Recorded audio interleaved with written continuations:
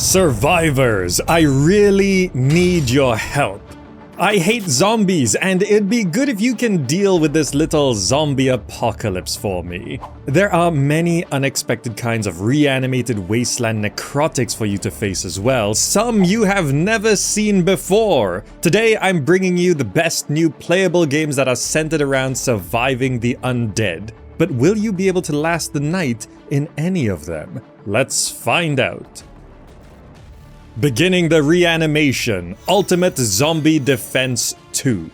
Here we have a 4-player co-op zombie slaying, base building, boss battling apocalypse to survive in. Now, co-op games and zombie games tend to go hand in hand. Of course, we have the games I showed off in the intro, particularly Left 4 Dead 2. The co-op zombie survival experience is always fun, and this is a new one. You will be cleansing the infected waves of enemies, upgrading your base with traps and defenses, and just generally trying to last the night. Now, this one did enter early access to a good few, but mostly positive user reviews. It's floating around 70% on Steam, which is not universally loved, but it's still positive. And as it's going through early access, it is still getting updates and improvements. Now, it is supposed to be in early access for approximately 6 to 9 months, and it's even supposed to get custom map editors and more game options, and just more content in general. Bosses, enemies, maps, buildings, weapons, all of that good stuff. So generally speaking, Ultimate Zombie Defense 2 is a promising one that we can keep an eye on, but if you like what you see, you can jump in right now. For the next wave, Infection Free Zone. This is more of a top-down zombie experience. That's right, we're not always face-to-face with zombies in this list. So Infection Free Zone has had a very successful start. This one entered early access early on in 2024 to mostly positive user reviews on Steam, and it's leaning up to very positive in more recent days. So this game is getting better. This one, the unique thing is that you can pick a real-world location based on map data and actually survive in a zombie apocalypse at that location. You can go survive at your favorite theme park, or your hometown, or your actual house. So that's a really interesting thing to do. And also, it is sort of a base building-ish kind of game, where you're rebuilding and readapting the buildings around you to create a self-sustaining settlement. You will be taking charge of a group of survivors from your city, and when the night falls, you have to defend against waves of infected zombies to create this infection-free zone. During the day, you'll be sending out teams of people to scavenge for resources, but also you'll have to fight off the living, because, as with any good zombie apocalypse, who's the real monster? The monsters or the humans? And of course, as the days and nights go on, things get more and more intense. So Infection Free Zone, a very promising one that's still in early access. And the original plan was to be in 1 year of early access, so it's looking at a 2025 full release date, but it seems like people are jumping in right now. Many thousands of people have played Infection Free Zone and they seem to like it. So it seems one that you can definitely get right now if you really like the theme, but you can wait for full release, which shouldn't be too long considering its general success so far. Next up, we've got Dread Dawn, an open-world zombie survival game set in a quarantine city. You're playing a student that was left behind due to missing the evacuation convoy. Together with classmates and other survivors, you need to defend your school, survive, and await for rescue. This one is a very interesting one, set in a school, and just hordes and hordes of zombies are coming towards you. And it does give sort of a Project Zomboid vibes as well, but with just way more and faster hordes. But maybe with a slightly more actiony, cartoony approach to the style, which also does make it more palatable for people who are maybe a bit more sensitive on the violence and the gore and the zombies. These zoomed out perspectives, like with Infection Free Zone and with this game, it does sort of allow people to enjoy the zombie aesthetic and environments and experience without being too overwhelmed, which it can be when you're face to face with zombies. Not to say that there isn't a level of violence and explosions and blood in these games, but it is a little bit more hands-off. Now, this one does have you building up defenses and base building and crop planting and just surviving in this town. And once you build up the walls, it even becomes a bit of a tower defense, just trying to hold off these insane numbers of zombies. Now, this one did release in October of 2024 to mostly positive user reviews, so we can judge it as a full game and people are enjoying it so far. Hey, now that you're a bit into the list, I'm sure you're enjoying it, so it'd be greatly appreciated if you can like the video. And if you want to support, use the GOG referral link below to buy any game or become a patron on Patreon because I faced fears to bring you this collection. Thank you. Alright, next game. IfSunSets. This one I'm being a little bit cautious with, and you should too, but it's an open world survival base building game with zombies. And there's character customization, but there's also a level of fantasy or sci-fi or just slightly otherworldly to it with little bits of magic and pirate themes. So there's a lot going on in IfSunSets. And this one is being published by Smilegate. But the reason why I am still listing it is that it's releasing in October 2024 into early access, so keep that in mind. They're planning to be in early access for about a year, but there is also a prologue version of the game. Not just a demo, an actual Steam page. And I generally prefer these to demos because when you set up an actual prologue Steam page, users can leave reviews. And there's been a few user reviews, not a lot, but they are over 90% positive. So the prologue is being liked by a niche couple of people, which does lean towards some promise for the early access release and eventual full release of the game. But we will have to wait and see how it plays out over its early access run. Now, in this game, during the day, you secure necessary supplies across the island, and you survive the night against strong and terrifying monsters that are tracking you down. And you utilize the resources you've secured to build a base to fend off these enemies. It's a fantasy-esque with a bit of sci-fi and a pirate theme on an island, and it's kind of a weird one to describe, but it does have zombie waves coming at you, and it's got a little bit of promise. Maybe. For a boomer shooter, Forgive Me Father 2. Now, this one released into early access to a few but very positive user reviews on Steam in 2023, and it's been going through early access for a while now.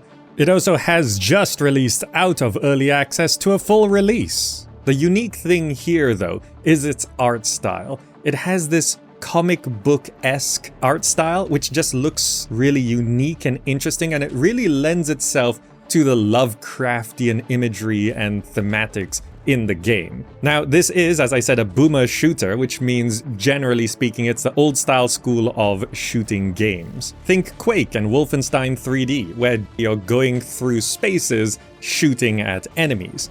In this one, you are embarking on a journey into the darkest nightmares to try and restore your sanity.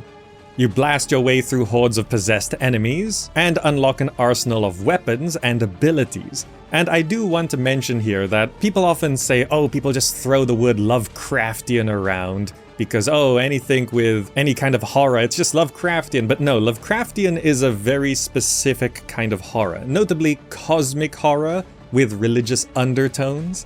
And Forgive Me Father 2 is leaning into that kind of cosmic horror, and most notably sanity mechanics, right? Lovecraftian always means it's playing with your sanity, so this game is leaning into that, and the art style really does lend to that. But as a note, there's been a few mixed reviews recently because through early access, they've added a few things like a launcher that is just sort of messing with people in terms of launching the game, or just errors or crashes. So there's been a bit of a hiccup going through early access right now, and we'll have to see if Forgive Me Father 2 can pick itself back up a little bit into the future, but the game seems solid.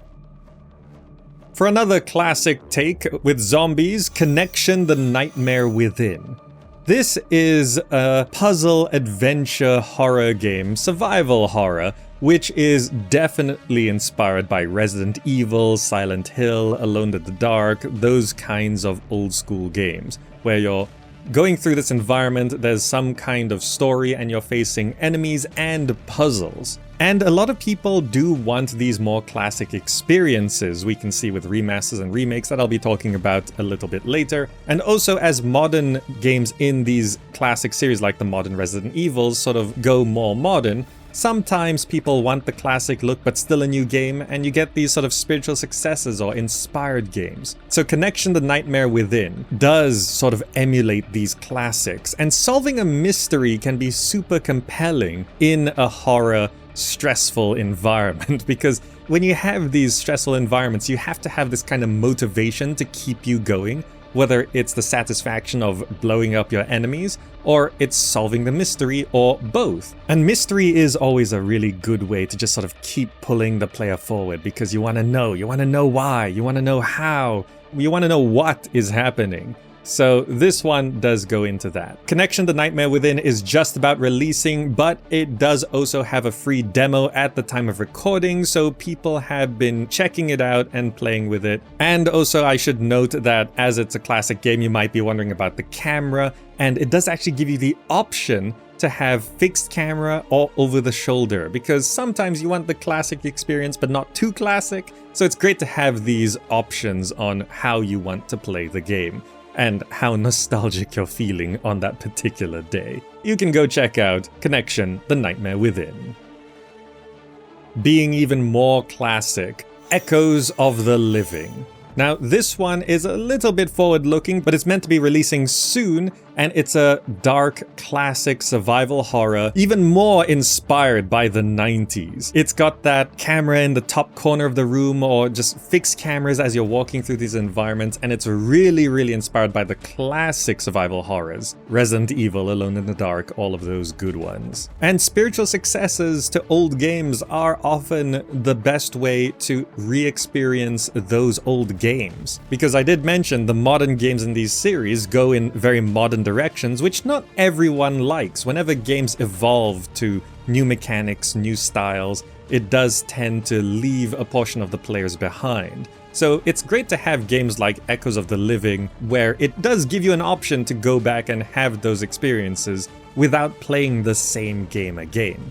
Now this one is of course story heavy, with a cast of characters, fixed camera angles, classic tank controls, but it does give you the option for modern controls where it's camera relative. Nice to have an option on that, because not everyone likes tank controls. There's puzzles, limited inventory management, backtracking, things that game design philosophy have sort of decided is no longer good to do, but there are benefits and good points for those things. Sometimes it feels a little bit annoying, but it does add something. Fixing one problem tends to mean you're removing something good that was about it. It's very hard to just take the good and leave the bad behind. So sometimes when they leave the bad behind, they leave the good behind as well. This game is not gonna be for everyone, but if you gamed through survival horror games in the 90s, this one is gonna be a throwback for you. And we should be seeing it not too long from now. Now speaking of old games renewed, Dead Rising Deluxe Remaster. Dead Rising is just a classic of a game that has you investigating this town for a mystery, and turns out there's a whole lot of zombies, and you're now trying to fight your way through the zombies and make it out of this town with the story in hand. Tell the world about what's going on here. It is over the top, not so much cartoony, but cartoony violence, and it's just bombastic, really. And it does, of course, play with the themes of who's really the monsters, the zombies or the humans, because the humans are real creepy and weird by themselves, and often more dangerous. So you do have to keep that in mind and watch your step around the humans. Now this one did release. It's a remaster of an old game, so I don't really know if you want to count this as a new game, but it did just recently release. 2 very positive user reviews on Steam, at least. A couple thousand user reviews at over 80% positive, so people are enjoying it. And it might have some holdbacks from the old game, but just generally, it's nice to see classic games be remastered and be liked. So Dead Rising Deluxe Remaster is one on the table for you. Okay, then we got a bit of a niche experience, but definitely one that I should mention. Arizona Sunshine Remake. First of all, this is a VR game, so it's designed for VR play, and it's a remake of Arizona Sunshine, the first game that released in 2016. Is this a new game? Is it a new experience? And also, just to mention the differences between a remaster and a remake, remaster tends to just improve the visual fidelity of a game, whereas a remake tends to be building up from the ground up as a new experience. But this one sort of looks like the original game, so it's hard to get strict definitions of remasters and remakes that everyone can agree on, but the last game was calling itself a remaster and this one's calling itself a remake, so we'll just go with that. Now, this Arizona Sunshine Remake did release fully, and it's playable, and it's got a couple hundred user reviews at the time of recording, but very positive at over 90%. This is a VR game, so that means the audience is going to be more limited. I myself don't have a VR device at home, and even if I did, I wouldn't be playing a zombie game with it. But this remake promised to elevate the original game, completely rebuilding it with new graphics and VR combat and weapons and all the content, and you can play it in co-op multiplayer as well, so this is a very strong zombie experience if you're looking for one and you have a VR headset. So a bit more niche, but I thought I should let you know. Then for a massive hit, Once Human. Once Human is a multiplayer open-world survival game set in a strange post-apocalyptic future. And here's a question for you. How do you define a zombie? Because many games don't like to use the word zombie. They say infected or morphed or evolved or whatever. But in Once Human, it gets abstract and surreal. And there are some traditional zombies in this game, but a lot of the selling point for Once Human is the unique designs of the enemies. Gameplay-wise, you are going to be fighting these enemies. You can unite with friends and team up or go it solo, and you uncover secret plots, you compete for resources, and you build your own territory and a base. There's scenarios to play through, and generally there's a lot of content and new content on the way. So this one had a bit of a rough time launching, and it did launch in the middle of 2024, but it definitely has picked itself back up because it's now gotten almost 100,000 user reviews on Steam at mostly positive, over 70%. It's not the most universally well-liked, but it is very popular, and it's regularly floating around 80,000 concurrent players on Steam, even hitting 100,000 concurrent players on Steam at times. So Once Human is already a massive success, and there are zombies in it, but also a lot of weird, unique, interesting things. You can have a look at it if you haven't already. But having said all that, I have to let you know that this is a free-to-play game, so keep in mind the monetization that happens in free-to-play games. And not just what the monetization is now, what the monetization is in the future. Free-to-play games, or even paid games really, but free-to-play games can have microtransactions, can have loot boxes, you never know if those are coming back. They can have all sorts of microtransactions in free-to-play games, and what is true today might be different in the future. Like what they're selling today could be different from what they're selling a year from now. So Once Human is very popular, but just keep in mind and be aware of the monetization. And then I'm gonna just talk about Silent Hill 2. Another one where, is this a new game? I mean, the Silent Hill 2 remake / remaster did just release, and are these zombies again? You know, what do you count as a zombie? But Silent Hill 2, the new release, is very, very popular and well liked. It's been out for a little bit, to overwhelmingly positive user reviews on Steam. At the time of recording, over 15,000 user reviews at 95% positive. So it's just a remake / remaster of this classic survival horror. and it's just going so well. Now, if you don't know Silent Hill 2, this is a game where you are investigating a mystery. Your late wife suddenly sent you communications, and it seems legit, so we're gonna go check this out. And when you get to the town, well, things are a little bit wrong. There's a ghost town. It's prowled by disturbing monsters, and it's always foggy for some reason. You will have to confront the monsters you find, solve puzzles that block your way, and try to find traces of your wife. But you might find more than what you were expecting. So this Silent Hill 2 remake has just blown up. It's sort of the hit game right now, particularly for scary season. And if you're just looking for zombie games in general, then I think you will enjoy Silent Hill. And at 95% positive, it's a good chance you're gonna like this remake as well. There you go, that was a bunch of zombie games. Which one was your favorite, and do you think any others deserve a mention? This is of course just one list of many that I've made. Maybe the game you're looking for is in another on the playlist. Check that linked on screen and down below. Thanks for watching, and I'll see you in the next video.